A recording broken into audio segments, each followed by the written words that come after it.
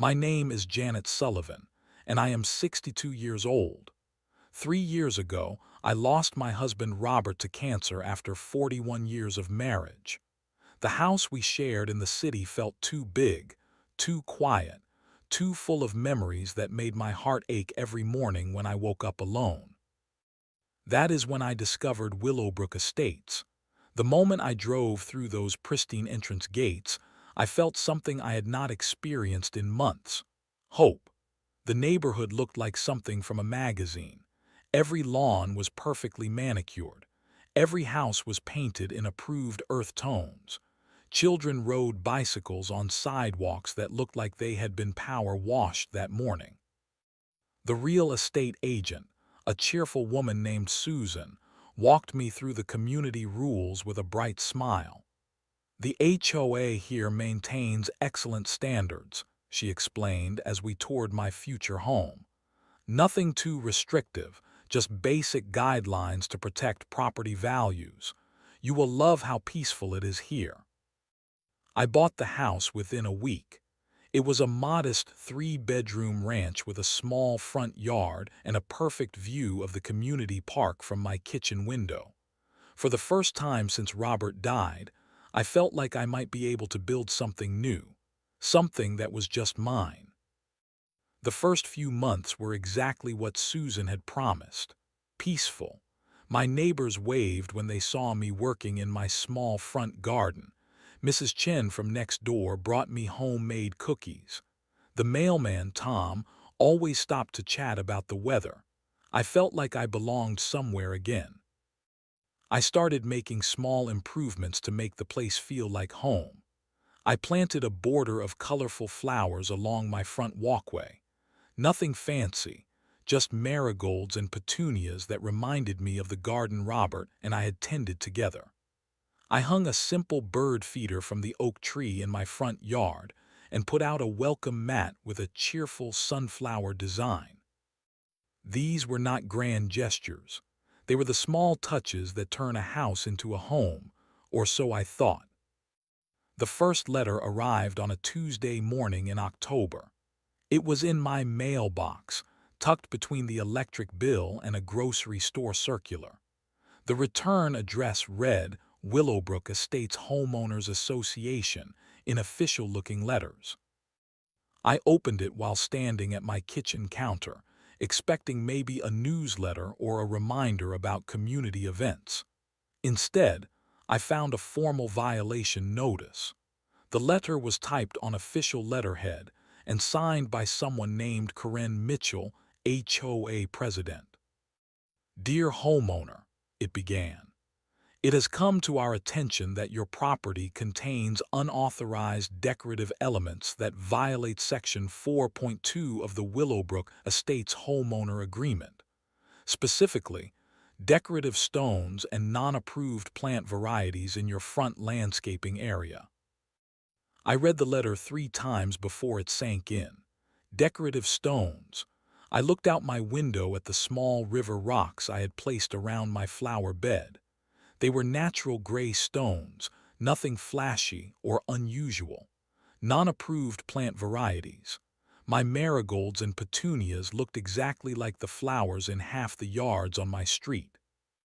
The letter gave me 14 days to remedy these violations, or face progressive enforcement action, including monetary penalties. I spent that afternoon walking through the neighborhood, really looking at other people's landscaping for the first time. I saw river rocks identical to mine. I saw marigolds, petunias, even some more exotic flowers that I had not dared to plant. The only difference I could see was that my garden was newer, brighter, more carefully tended than most. That night, I removed every single decorative stone from my flower bed. I felt foolish doing it, but I wanted to be a good neighbor. I wanted to follow the rules. I had no idea that following the rules would never be enough for Karen Mitchell. 3 days after I removed the stones, she came to my door. Karen Mitchell did not come alone. She brought 2 other people with her, a thin man in a cheap suit and a woman with a smartphone who started taking pictures of my house the moment they stepped onto my property. I answered the door expecting friendly neighbors, maybe someone to welcome me properly to the community. Instead, I found myself face to face with a woman who looked like she had stepped out of a corporate boardroom. Karen was probably in her early 50s, with perfectly styled blonde hair and makeup that looked professionally applied. She wore a navy blue blazer and carried a leather portfolio that she clutched like a weapon. "Mrs. Sullivan, I presume," she said without offering her hand or a smile. "I am Karen Mitchell, president of the Willowbrook Estates Homeowners Association. These are board members David Chen and Patricia Williams. We need to discuss your ongoing compliance issues." Ongoing compliance issues. I had removed the stones exactly as the letter requested. "I took care of the landscaping," I said, confused. "I removed all the decorative stones." Karen opened her portfolio and pulled out a digital camera. She showed me the screen, which displayed a close-up photo of my bird feeder. "This structure was not mentioned in your previous violation notice because it represents a separate category of infraction. Section 6.1 clearly states that decorative yard fixtures must be approved by the Architectural Review Committee before installation." I stared at the tiny bird feeder hanging from my oak tree. It was wooden, painted forest green, and no bigger than a shoebox. "It is just a bird feeder," I said weakly. "Unauthorized fixtures that attract nuisance wildlife," Patricia Williams chimed in, reading from her own clipboard. "Birds create droppings, noise disturbances, and potential pest problems for neighboring properties." David Chen pointed at my welcome mat.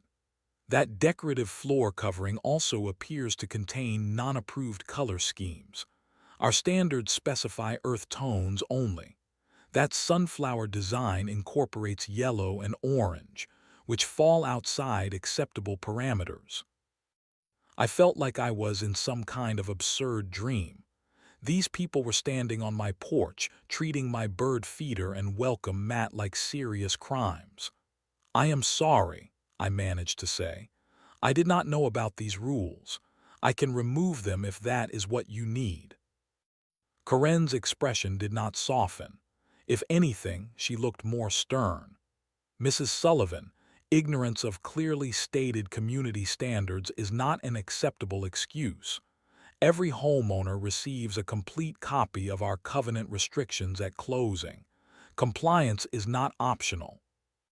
I tried to explain my situation, hoping to appeal to whatever human decency these people might have.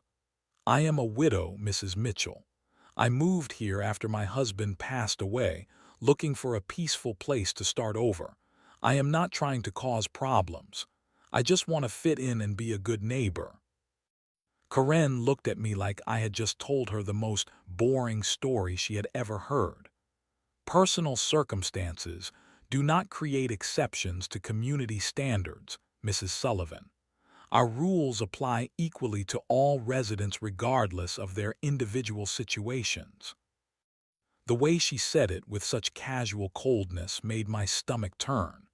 This woman did not care that I was grieving, that I was alone, that I was trying my best to follow rules I barely understood. She cared about power, about control, about making sure I knew exactly who was in charge in this neighborhood. "You have 48 hours to remove the unauthorized bird feeder and replace the non-compliant welcome mat," Karen continued, making notes in her portfolio.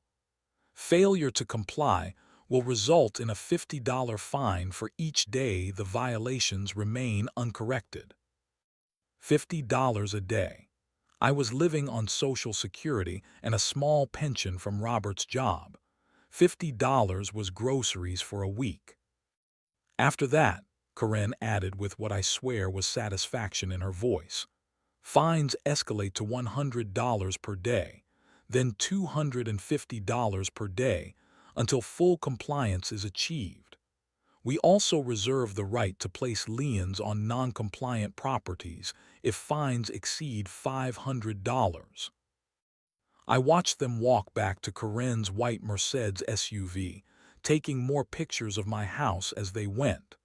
My hands were shaking as I closed the door. I leaned against it and tried to process what had just happened. This was not about community standards or property values. This was about a bully who had found her perfect victim, a widow with no backup, limited resources, and an obvious desire to avoid conflict. I had no idea how much worse it was going to get. I removed the bird feeder that same afternoon. I drove to 3 different stores looking for an earth-toned welcome mat and finally found a plain brown one that looked like something from a military barracks. I hoped that would be the end of it. I was wrong. The next violation notice arrived 4 days later. This time, it was about my mailbox numbers. According to the letter, the font was non-standard and needed to be replaced with approved Arial numerals in bronze finish only. The fine was already in effect, $50. I stared at my mailbox numbers, trying to figure out what was wrong with them. They were simple black numbers, the same style I had seen on half the mailboxes in the neighborhood. But Karen had decided mine were wrong, so mine were wrong. The pattern became clear over the following weeks. Every time I fixed one violation, Karen found 2 more. My trash can was visible from the street for longer than the permitted time after pickup. Another $50 fine. My grass was 1/4 inch too long in one section of my front yard. Another fine. A small garden hose was visible from my front window. Another fine. The phone calls started in November. Karen would call at 7 in the morning or 9 at night, always with the same crisp, professional tone. "Mrs. Sullivan, this is Karen Mitchell with the HOA. I am calling to inform you of a new violation observed during today's compliance inspection." Compliance inspection.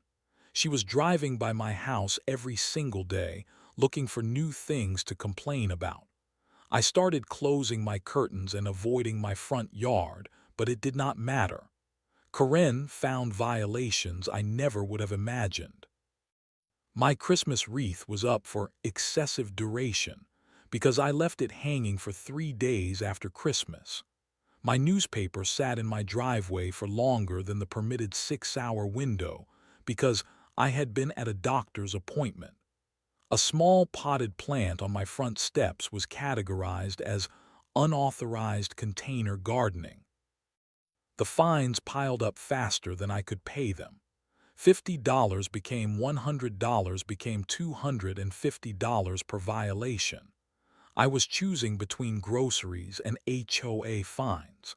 I stopped buying meat and started living on rice and beans and whatever was on sale at the discount grocery store. My neighbors noticed what was happening, but they were too afraid to help. Mrs. Chen still waved, but she no longer stopped to chat. Tom the mailman gave me sympathetic looks but never said anything directly. A few neighbors whispered support when Karen was not around. She did the same thing to the Johnsons. One neighbor told me quietly while we both waited at the grocery store checkout.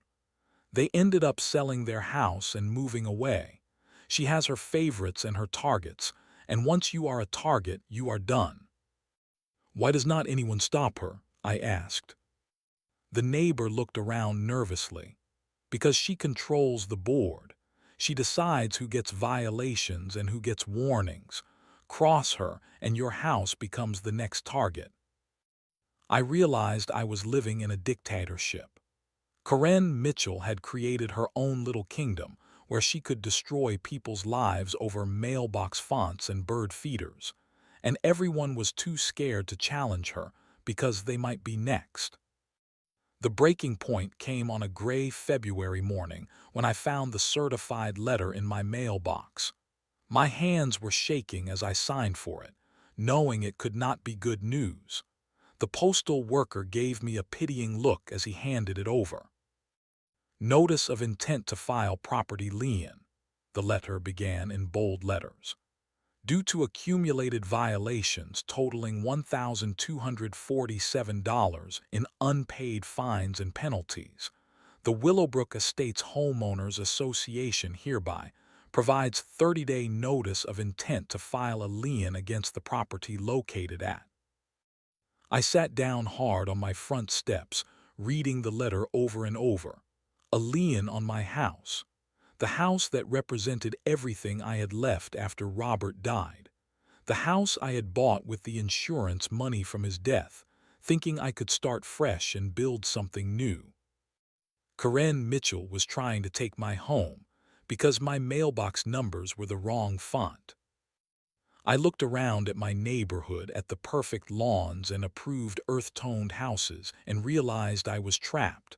I did not have $1,247. I could not afford to move. I could not afford to fight, and Karen knew it. She had found the perfect victim, and she was going to squeeze until there was nothing left. By March, I was living on $15 a week for groceries. The HOA fines had consumed my small savings account and most of my monthly Social Security check. I was eating peanut butter sandwiches for dinner and skipping meals entirely some days. My blood pressure medication cost more than I was spending on food. That is when Karen delivered the killing blow. The letter arrived on a Tuesday morning, hand-delivered by Karen herself. I watched from my kitchen window as she walked up my driveway, placed the envelope in my door handle, and took several photographs of my front yard before leaving. My stomach clenched with dread as I opened it. Immediate compliance required, the header screamed in red letters. The memorial garden area in your front landscaping violates Section 4.7 regarding unauthorized commemorative displays. All decorative elements, including stone borders, commemorative plantings, and memorial items, must be removed within 72 hours or face immediate fine escalation and possible legal action. The memorial garden, the small area where I had planted Robert's favorite roses and placed a simple stone marker with his initials. The only place in this entire neighborhood that felt like home, like love, like the life we had built together. She wanted me to destroy it. I collapsed into my kitchen chair and wept, not just tears, but the kind of deep, body-shaking sobs that come from the deepest part of your soul. Karen was not just attacking my house anymore. She was attacking my grief, my love, my memories. She wanted to erase the last physical connection I had to my husband. That evening, I decided to attend the monthly HOA board meeting. I had avoided them before, intimidated by the formal atmosphere and legal language. But this time, I was desperate. Maybe if I could explain in person, maybe if the other board members could see how much this was hurting me, maybe someone would show mercy. The meeting was held in the community center conference room. Karen sat at the head of a long table with 4 other board members flanking her. About 15 homeowners sat in folding chairs facing them. The whole setup felt like a courtroom where I was already guilty. When they reached homeowner concerns on the agenda, I raised my shaking hand. Karen looked at me with what I can only describe as predatory satisfaction. "Mrs. Sullivan," she said in a voice that carried across the entire room, "I assume you are here to discuss your ongoing compliance issues." I stood up, my legs feeling weak beneath me. "Please," I said, and my voice cracked on the word. "The memorial garden you want me to remove, it is for my husband. He died 3 years ago.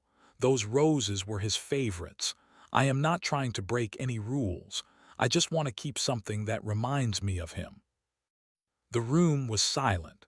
I could feel the other homeowners looking at me with pity and embarrassment. Some of them were probably thinking about their own small rule violations, grateful it was me up there and not them. Karen did not even blink.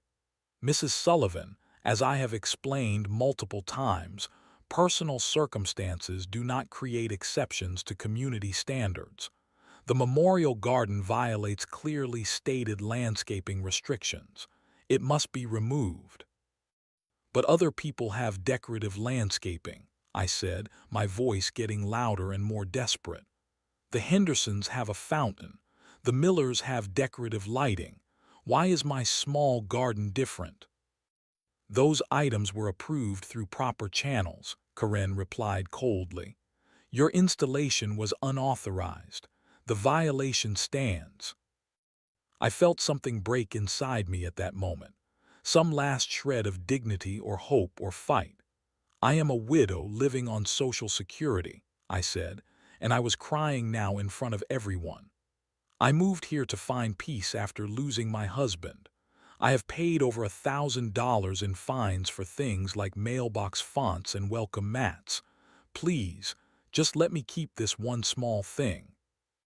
Karen looked at me like I was something unpleasant she had found on her shoe. Mrs. Sullivan, if you cannot afford to maintain compliance with community standards, perhaps you should consider whether Willowbrook Estates is the right fit for your current circumstances. The message was clear. Get out, leave, go somewhere else to be poor and broken and grief-stricken. I sat down and said nothing else for the rest of the meeting. When it ended, Karen approached me with a satisfied smile. Mrs. Sullivan, I trust we will see full compliance with the Memorial Garden violation by Friday. The alternative is a $500 immediate fine and acceleration of the lien process. That night, I called Marcus. My son was deployed somewhere in the Middle East, serving his second tour as a Marine infantry sergeant. I had not wanted to burden him with my problems, not when he was dealing with life-and-death situations on the other side of the world. But I was out of options. Mom, his voice sounded so far away through the satellite connection. What is wrong? You sound terrible. And I told him everything. About Karen, about the fines, about the memorial garden, about the lien on the house. I cried into the phone like a broken woman, which is exactly what I was. The silence on the other end of the line stretched for so long I thought the connection had dropped. Then Marcus spoke, and his voice was different, colder, harder. Mom, he said quietly, do not touch Dad's garden. Do not pay another dime in fines. Do not let them intimidate you. I am coming home.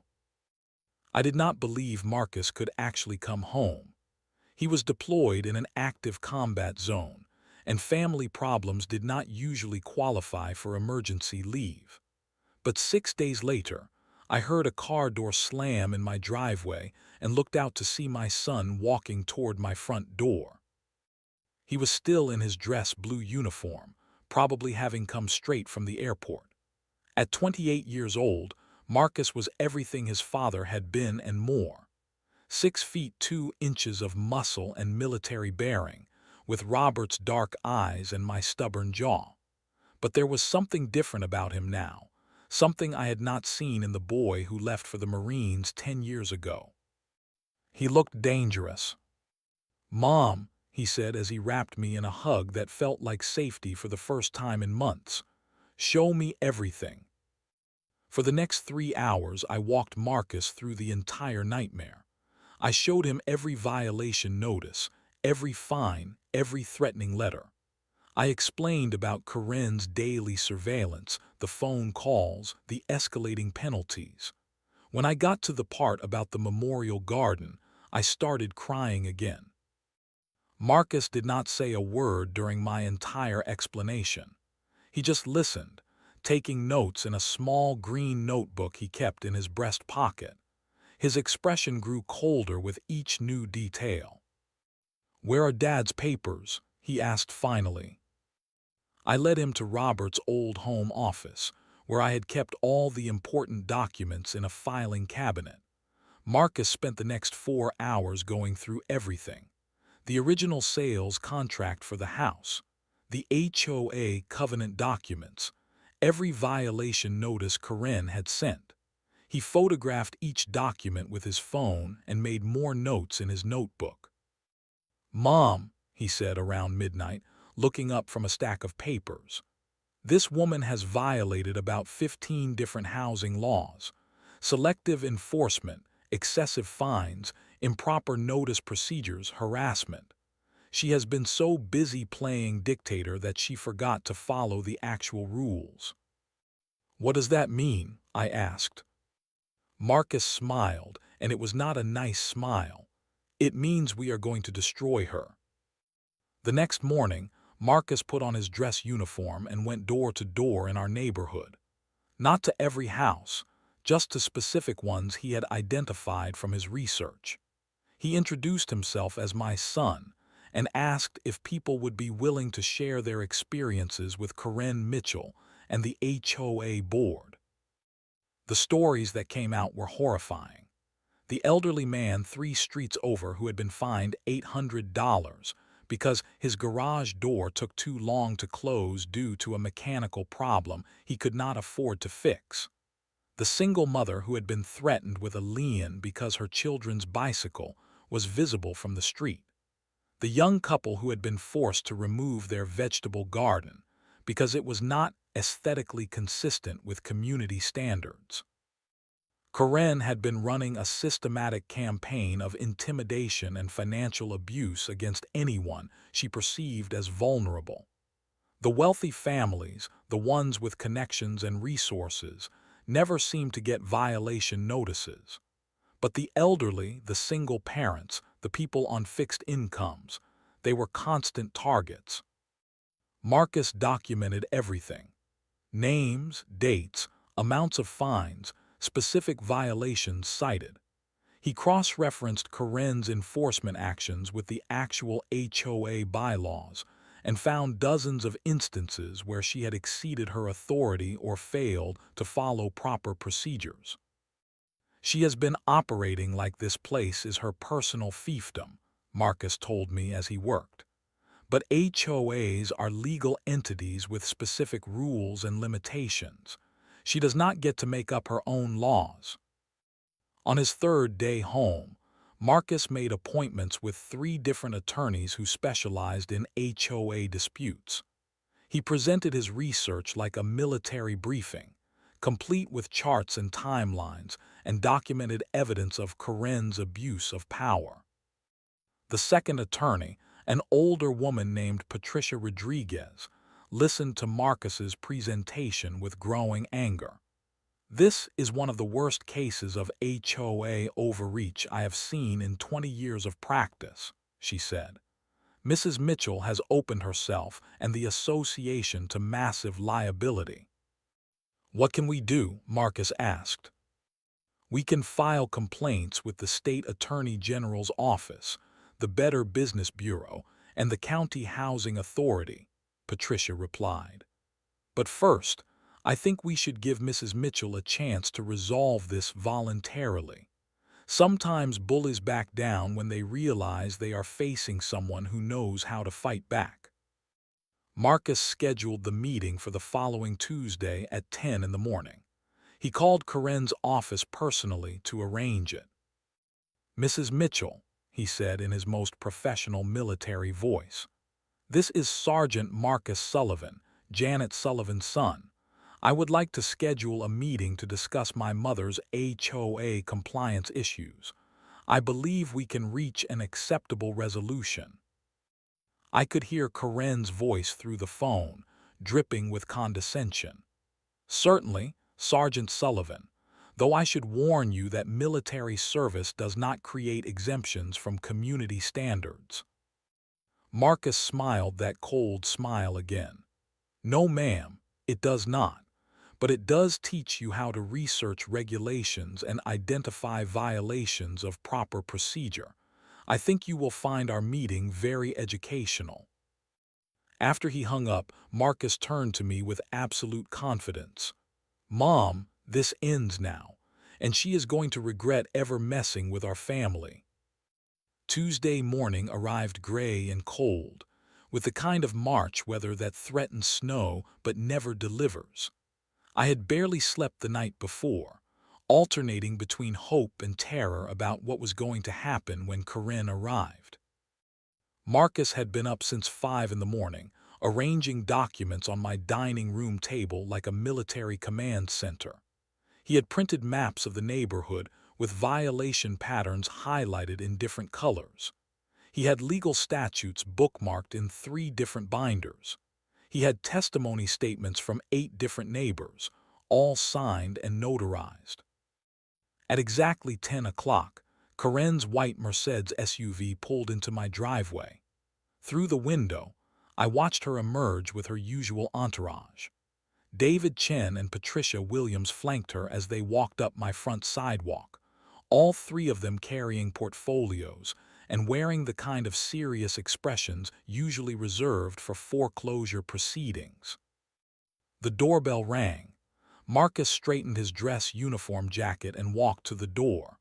I stayed in the kitchen, too nervous to watch but too invested to leave entirely. "Good morning," I heard Marcus say as he opened the door. "You must be Mrs. Mitchell. I am Sergeant Marcus Sullivan." The silence that followed was deafening. I peeked around the corner and saw Karen's face go completely white. She had been expecting to find me, broken and desperate and ready to surrender. Instead, she was looking up at 6 feet 2 inches of Marine dress uniform and barely contained professional fury. Yes," Karen stammered, recovering some of her composure. "We are here to discuss your mother's ongoing compliance issues." "Please come in," Marcus said, stepping aside to let them enter. His voice was polite, controlled, absolutely professional. "I have prepared a comprehensive review of my mother's situation. I think you will find it very informative." They followed him into the dining room, where Marcus had set up his presentation. Karen's eyes widened as she took in the organized documents, the highlighted maps, the legal binders arranged with military precision. "Please have a seat," Marcus said, gesturing to the chairs he had arranged facing his document display. "Can I offer you coffee? Water?" "No, thank you," Karen said stiffly. She was trying to regain control of the situation, but I could see uncertainty creeping into her expression.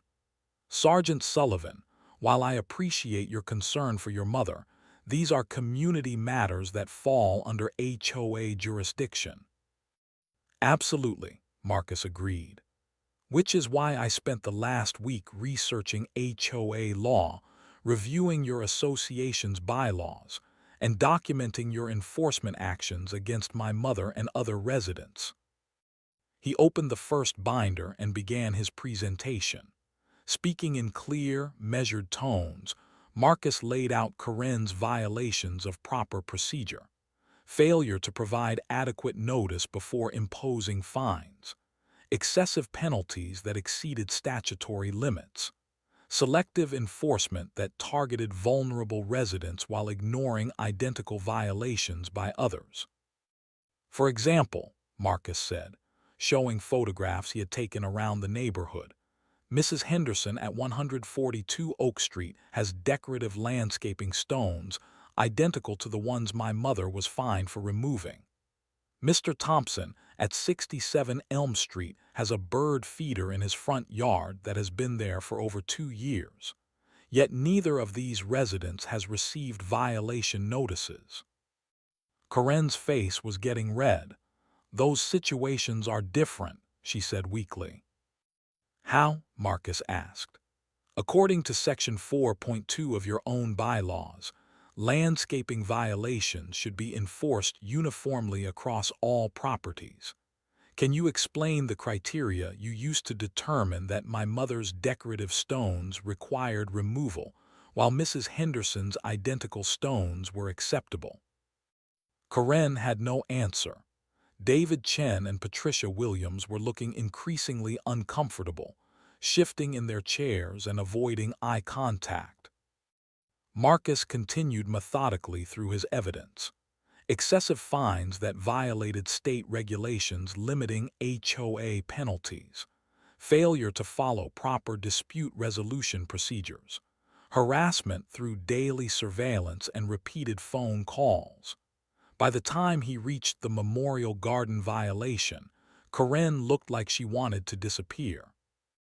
"This brings us to what I consider the most egregious violation of your authority," Marcus said, his voice getting harder.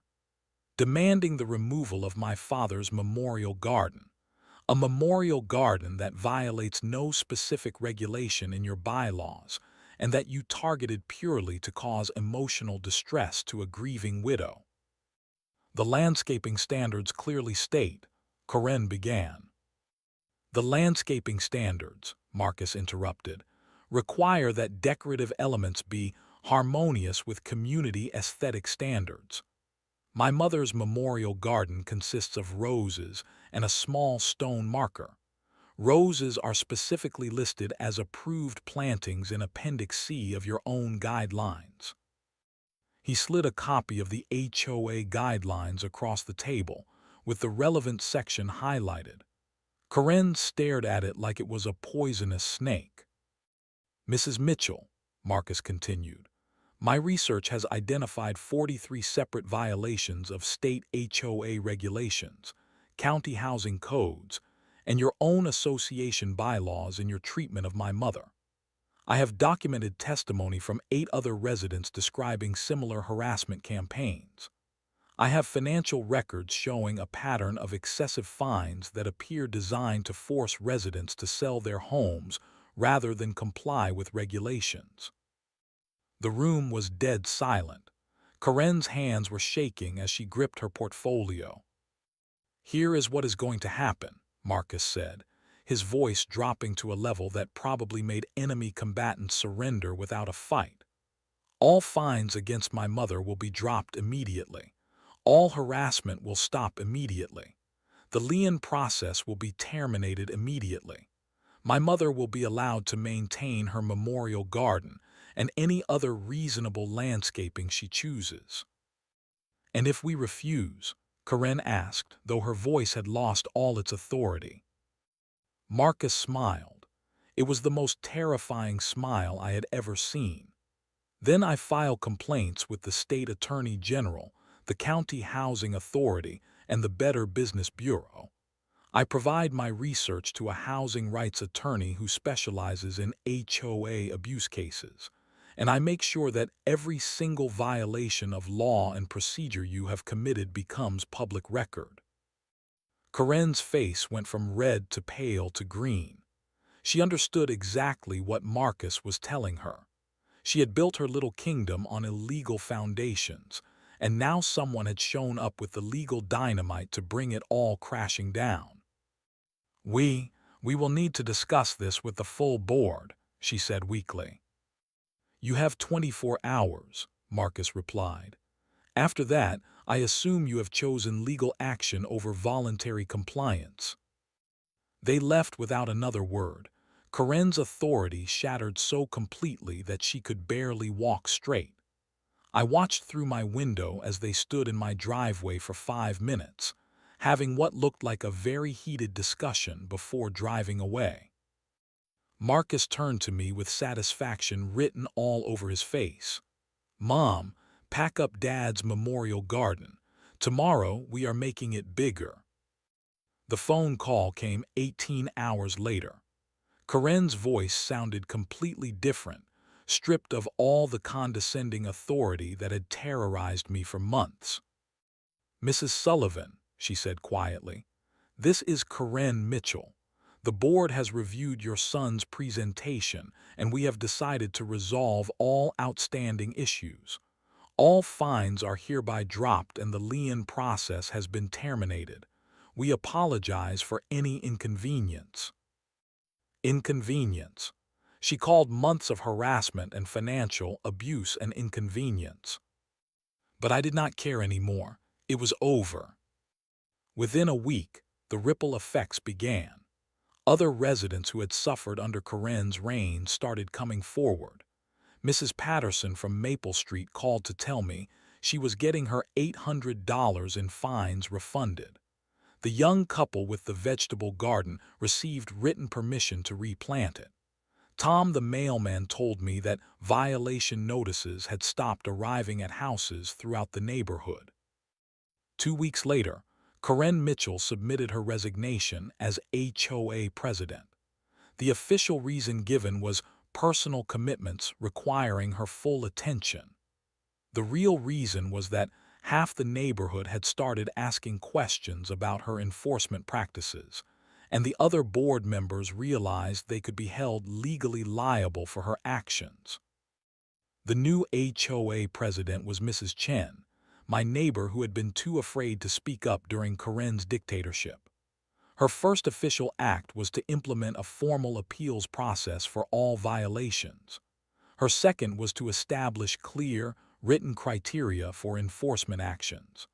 Her third was to limit fines to amounts that actually encouraged compliance rather than financial destruction. I spent a beautiful April morning replanting my memorial garden. This time, I did not ask for permission. I planted Robert's favorite roses in a larger bed, added a small bench where I could sit and remember our life together, and installed a proper stone marker with his full name and dates. Marcus had returned to his deployment, but not before making sure I understood my rights and had contact information for 3 different attorneys who specialized in HOA law. Before he left, he helped me plant the new roses and sat with me on the memorial bench. "Dad would be proud of you, Mom," he said.